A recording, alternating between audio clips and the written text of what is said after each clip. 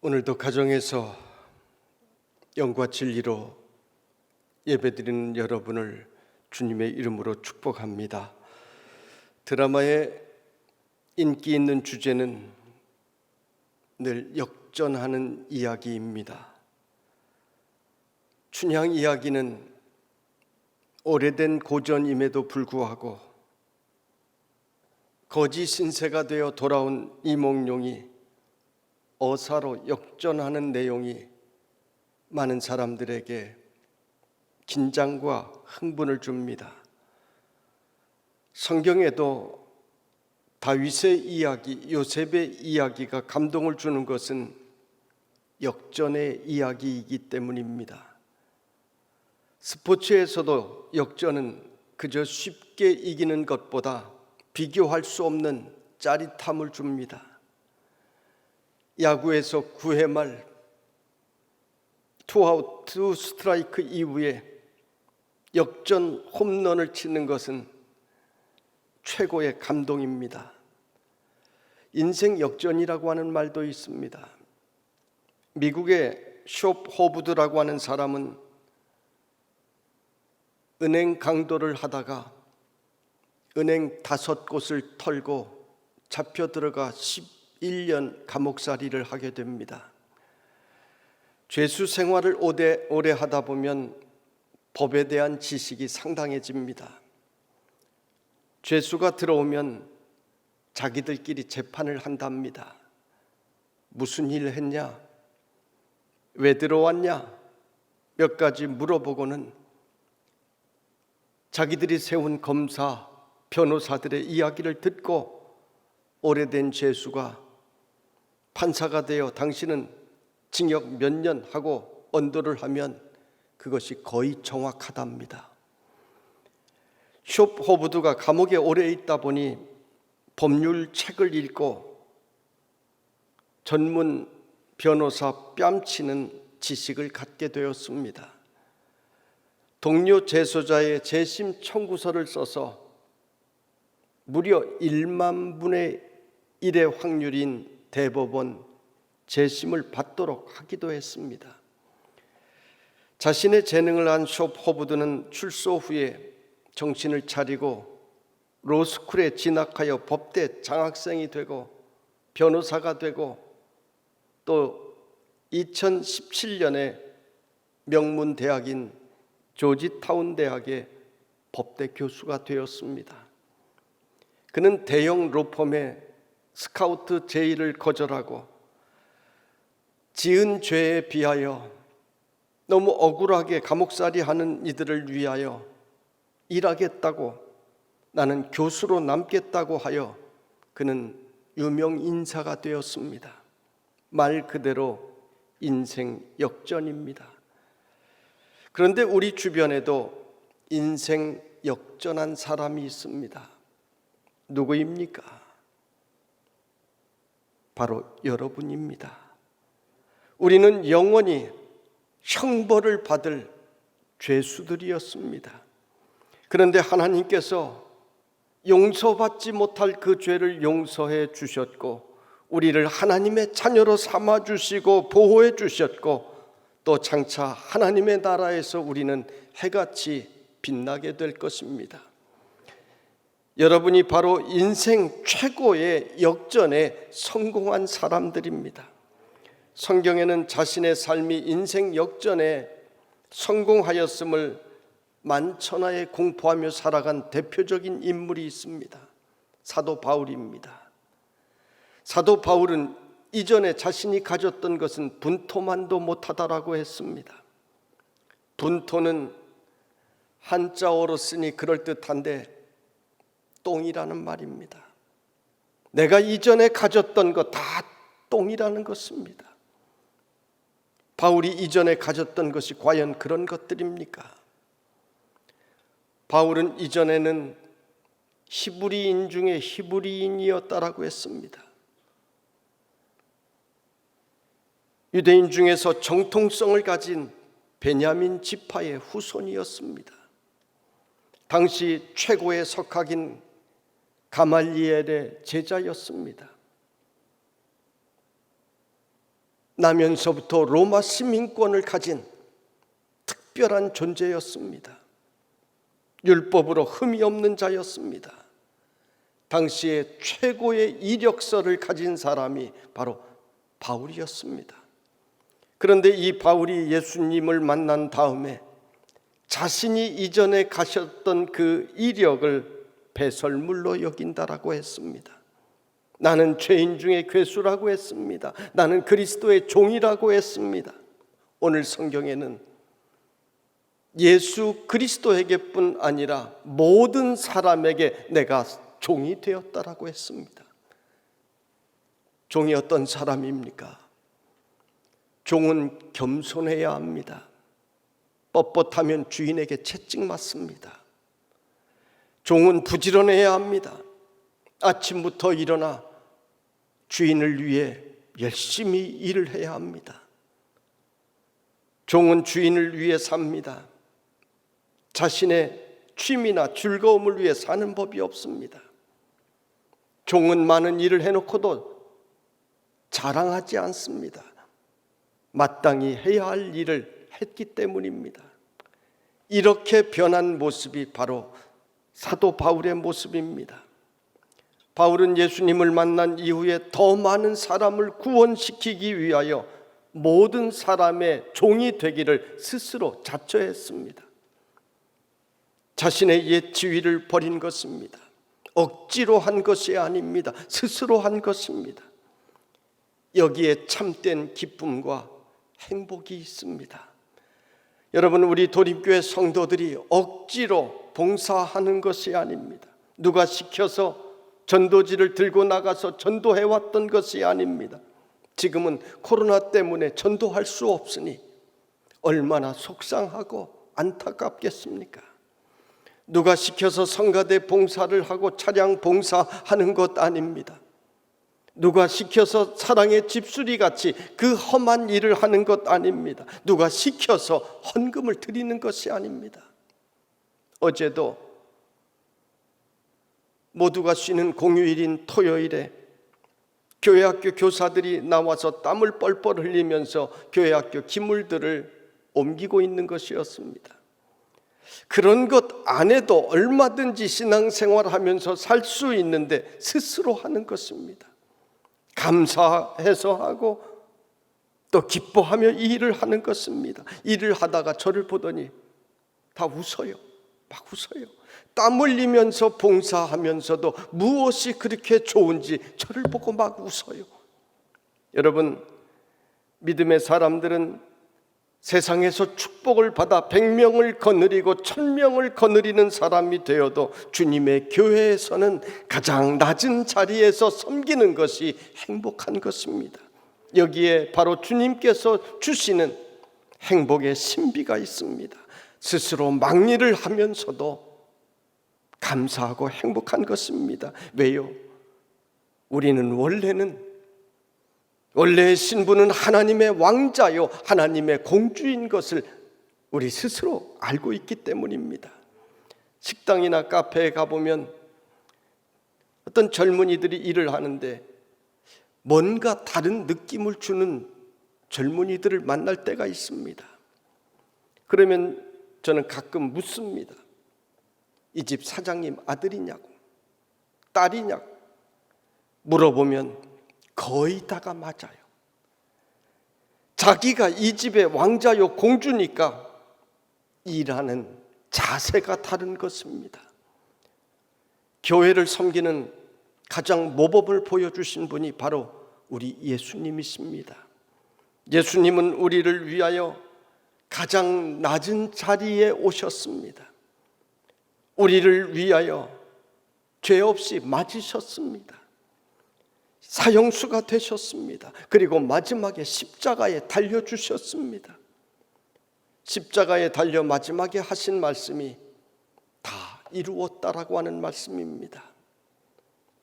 이렇게 낮아지고 십자가의 생명 주시기 위하여 우리를 위하여 오셨다라고 하는 말입니다. 무엇을 위해서 오셨습니까? 우리의 생명을 구원해 주시기 위하여 오신 것입니다. 그래서 예수님께서는 나는 양들을 위하여 스스로 목숨을 버린다라고 하셨습니다. 오늘 성경에서 사도 바울은 예수님을 만난 이후에 스스로 종이 된 것을 세 가지로 이야기하고 있습니다. 첫째, 유대인들에게 내가 유대인과 같이 된 것은 유대인들을 얻고자 하며 율법 아래에 있는 자들에게는 내가 율법 아래에 있지 아니하나 율법 아래에 있는 자 같이 된 것은 율법 아래에 있는 자들을 얻고자 함이요라고 했습니다. 유대인들은 자신들이 하나님께 특별히 선택받은 선민이라고 생각했습니다. 맞습니다. 하나님께서는 복음의 통로로 유대인들을 선택하셨습니다. 이들에게 하나님의 말씀인 율법을 주셨습니다. 문제는 이들이 하나님의 율법의 본질인 하나님 사랑과 이웃 사랑을 저버렸다라고 하는 데 있습니다. 탈무드에 보면 하나님은 지상의 가장 거룩한 민족인 유대인에게 삼라만상을 지배할 신성한 권리를 부여했고 이 언약은 반드시 실현될 것이다라고 기록하고 있습니다. 이 말은 자신들만이 우월하고 자신들만이 구원받는다는 생각입니다. 이러한 사상은 다른 민족에 대하여 민족적인 우월감을 갖게 하였고 다른 민족에 대하여 호전적인 태도를 갖게 했습니다. 사도 바울은 이러한 유대인의 선민의식과 형식적인 율법주의를 비판하였습니다. 하나님의 은혜를 깨닫지 못하고 너희가 형식적인 율법주의로 산다면 너희도 하나님의 심판을 면하지 못할 것이라고 했습니다. 갈라디아서 5장 4절에 보면 율법 안에서 의롭다 함을 얻으려 하는 너희는 그리스도에게서 끊어지고 은혜에서 떨어진 자로다라고 했습니다. 또 갈라디아서 5장 18절에 너희가 만일 성령의 인도하시는 바가 되면 율법 아래에 있지 아니하리라 말씀했습니다.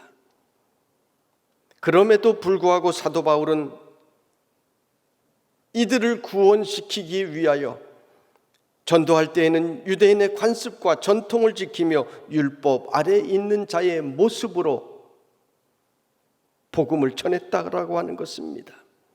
내 동족을 한 사람이라도 더 구원하기 위하여 그는 이렇게 한 것입니다. 둘째, 율법 없는 자에게는 내가 하나님께는 율법 없는 자가 아니요 도리어 그리스도의 율법 아래에 있는 자이나 율법 없는 자와 같이 된 것은 율법 없는 자들을 얻고자 함이라 말씀하고 있습니다. 율법 없는 자란 이방인들을 말합니다. 유대인들은 이방인을 개처럼 생각했습니다. 개는 유대인들이 가장 혐오하는 짐승입니다. 경멸하는 짐승입니다. 유대인들은 이방인들과 식사도 같이 하지 아니하고 이방인들 불결하게 생각을 했습니다. 그런데 사도 바울은 이들과 거리낌 없이 어울렸습니다. 왜요? 영혼을 구원하기 위해서입니다.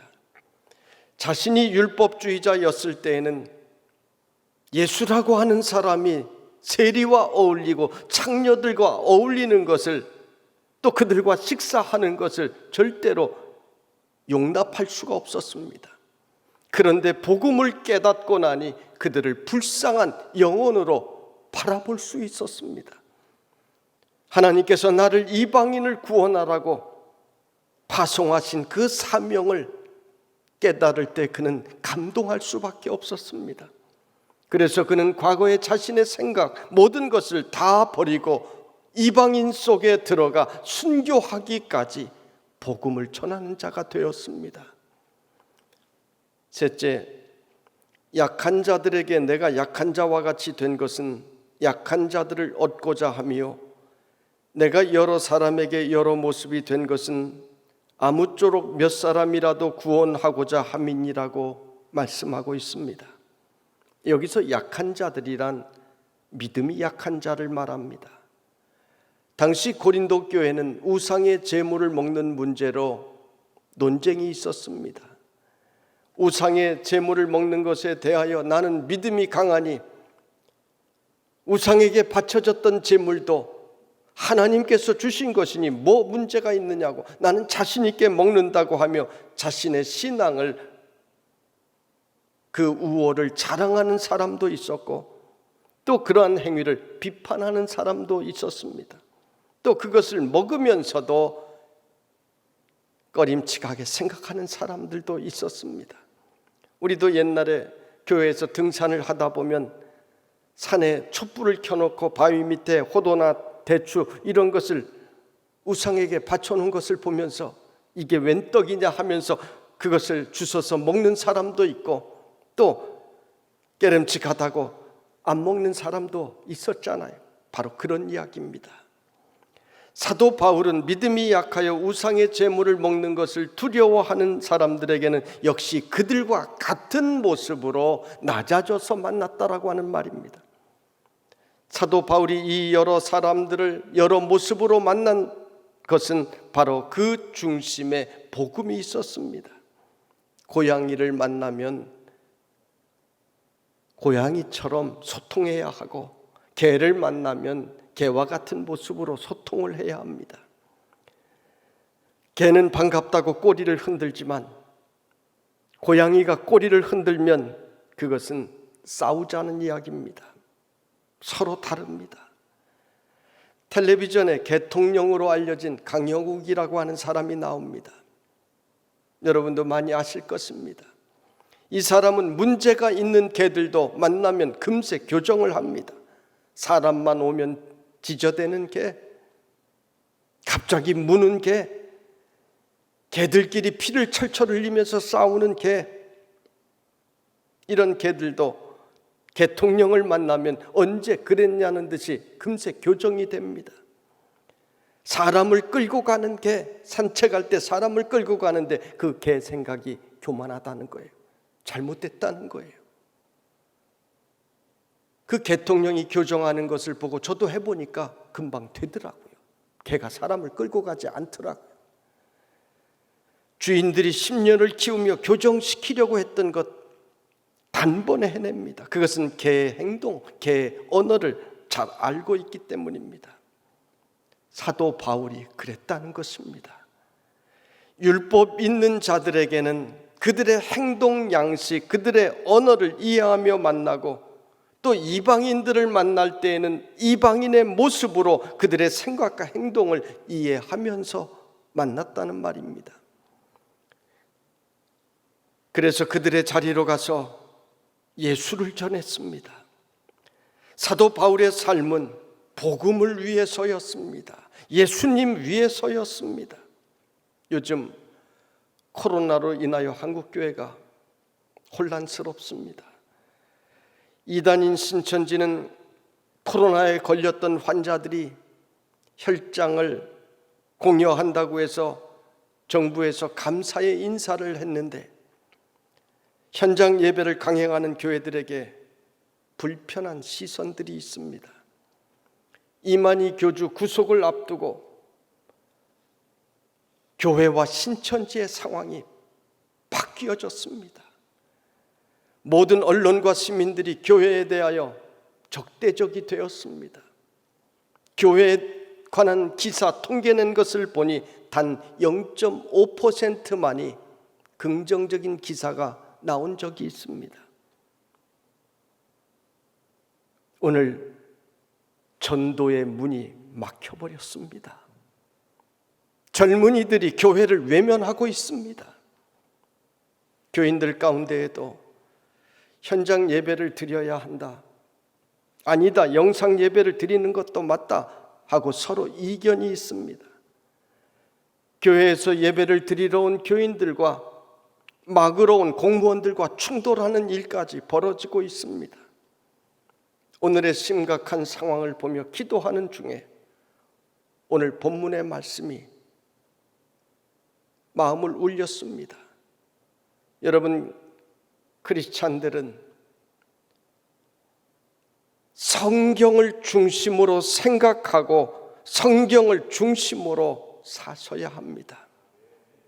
세상 사람들과 같이 논리로 이야기하면 서로 갈라질 수밖에 없습니다. 여러분 잘 들으십시오. 예배는 성도들을 위한 것입니다.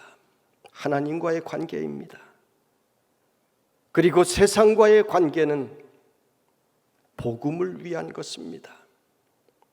이 두 가지를 이해하고 우리가 잘 하셔야 합니다. 첫째, 예배란 무엇입니까? 예배는 하나님을 만나는 거룩한 자리입니다. 우리 신앙의 선조들이 이 예배를 지키기 위하여 목숨을 건 것 맞습니다. 왜 그랬을까요?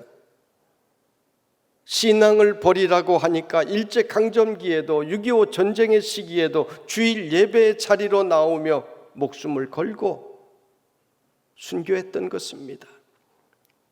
그런데 지금의 상황은 신앙을 버리라는 이야기가 아닙니다. 물론 정부가 예배에 대하여 쉽게 이야기한 것도 맞습니다. 식당에서는 바싹 붙어 앉아 밥을 먹어도 문제 삼지 않으면서 교회에서는 멀찍이 앉아 먹을 수 있는 데에도 교회 식사는 금지를 했습니다. 그러니까 교회에 대해서 함부로 하는구나, 불편한 것입니다. 사회적 거리 두기를 지키며 예배를 드릴 수 있는데 다른 여러 영업 장소들은 다 모이는데 교회만 안 된다고 했으니 이것도 불편한 것입니다. 또 세상 사람들이 천주교는 영상 예배를 드리는데 왜 기독교만 유독 그러느냐 하는 따가운 시선도 불편하고 너희가 예배를 아느냐 하는 것입니다. 우리는 먼저 예배가 무엇인지를 잘 깨달아야 합니다. 예배는 하나님과의 관계입니다. 예배는 가정에서 영상으로 드려도 예배입니다. 차 안에서 드려도 예배입니다. 성경에 보면 강대국의 침략에 성전이 부서지고 노예로 끌려가서 살면서도 성전들을 향하여 울면서 예배 드린 적이 많았습니다. 하나님께서는 오히려 그 예배를 귀하게 여겨주셨습니다. 가정 예배나 영상 예배는 어쩔 수 없는 환경에서 드리는 예배이지만 이 예배도 영과 진리로 예배 드릴 때 하나님께서는 그 자리에 함께 해 주십니다. 두세 사람이 모인 곳에 내가 함께 하겠다라고 하셨습니다.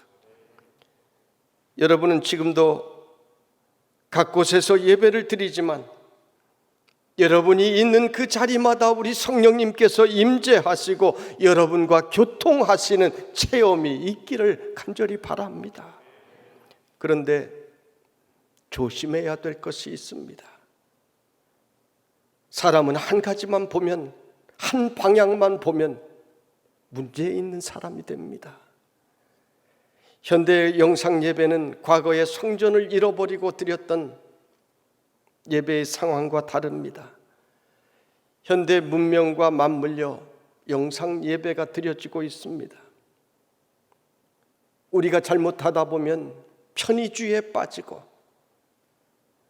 영상 예배에 익숙해지고 그러면 하나님을 만나는 진정한 예배인 성전 예배를 소홀하게 할 위험성이 굉장히 많습니다.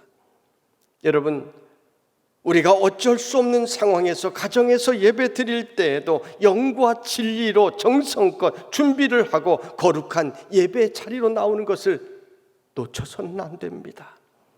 또한 우리가 다시 주의 전에 모여 함께 뜨겁게 찬양하며 감동의 예배를 드릴 그날을 소망하며 여러분 기도하시기를 바랍니다. 둘째, 세상과의 관계는 복음을 위한 것입니다. 우리는 빛과 소금으로 이 세상으로 파송을 받은 자들입니다.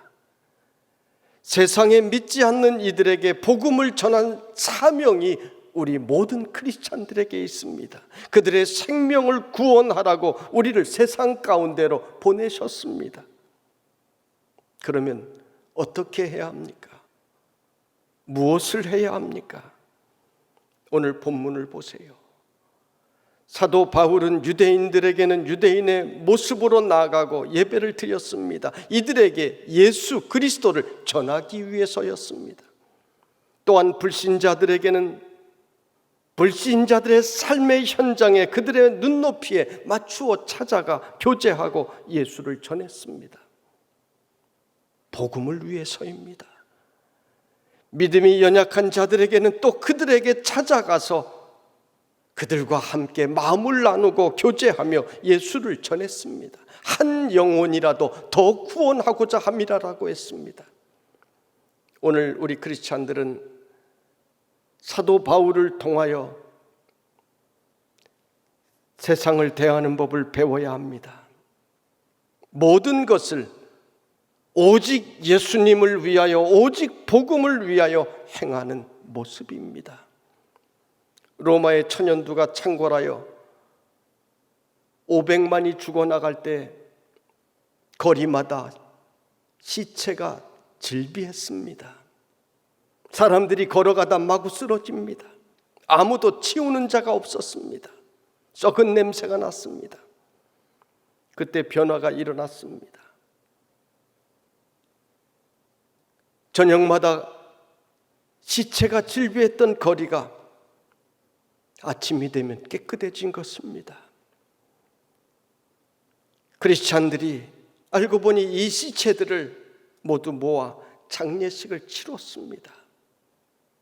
그들은 조심하면 된다는 것을 알고 있었습니다. 천연두가 끝났을 때 로마 사람들은 크리스찬들을 다시 보게 되었고 교회는 급속도로 성장하게 되었습니다.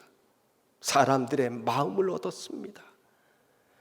코로나 사태로 어려운 때 교회가 먼저 우리가 정말 고통스럽지만 한 달 동안 영상 예배를 드릴 터이니 정부는 반드시 코로나를 잡아주십시오 요청을 했더라면 어땠을까? 아쉬움이 있습니다. 이 어려움의 때에 교회가 먼저 나가 자원봉사를 하고 이 어려움의 때 한국교회가 모두 함께 힘을 모아 동남아의, 아프리카의, 이슬람 국가의, 힌두 국가의, 불교 국가들에게 교회의 이름으로 마스크를, 구호품을 보낼 수 있었으면 얼마나 좋았을까? 얼마나 좋은 기회였을까 하는 아쉬움이 있습니다.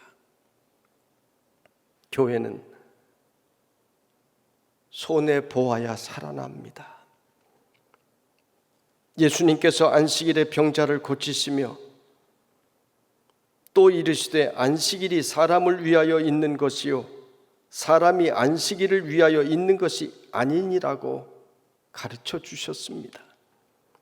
우리는 예수님께서 말씀하신 안식일의 진정한 정신을 깨달아야 합니다. 우리는 이 위기의 때에 나 자신에게 모두 함께 질문을 해보십시다. 크리스찬들이 지금 복음을 위해 어떻게 해야 할 것인가? 기도하십시다.